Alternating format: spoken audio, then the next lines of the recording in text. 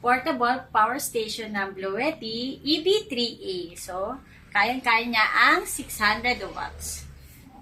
Let's try this in our TV. Okay. Buhayin natin ang ating TV dito sa AC station. AC. Then, Lang. yan. Naka-AC na tayo. Buhayin natin ating TV.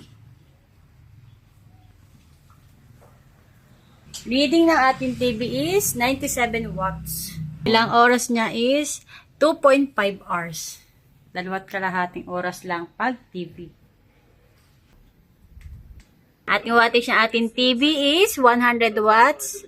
99% na tayo. So, 2.4 hours. So, 2.5 oras natin mapapanood ang ating TV.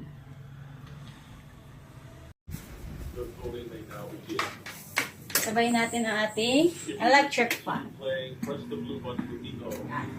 Nag 150 watts na. Sabay ng ating electric fan. Ito, AC tayo. So, kalahating oras. Set kalahating oras pag gagamitin natin ang ating electric fan. Not bad. Pag brown out.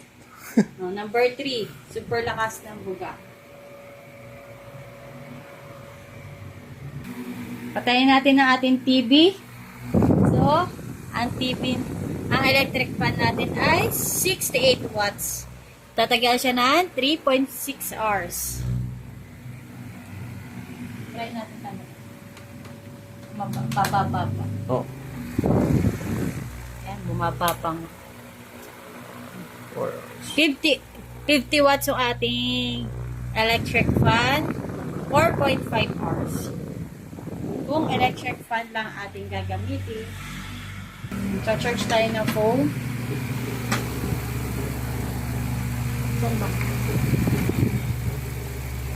Tayo ng phone, 5 watts. So, meron tayong 21 hours. Makita natin. Tama pa. Kung gagamitin natin ng electric fan, AC at saka DC, sabay-sabay na natin Open. buhayin. 1 hour. 1 na pa rin. Mababa lang naman po. 5 watts. So, pwede rin siyang wireless charging dahil wala tayong iPhone. Sa mga may iPhone dyan, wireless charging. So, same pa rin. 1.5 hours. 160 watts na. Ilaw. Bright. SOS. SOS light. Brighter light. Okay.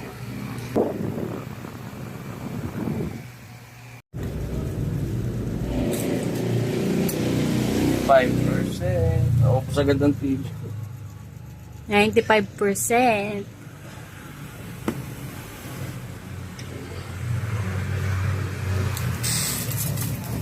Oh! Ilang watts ginawa? What?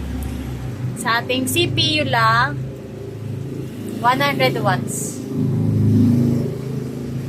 Mataas pa. Mataas. Fluctuating sa 120 pa.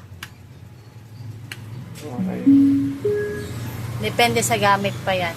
Hindi mo pa ginagamit. Dali nga. Baka kumalat yung itim eh. So, 100%, 8 watts ang ating DC fan. So, tatagal siya ng 24 hours.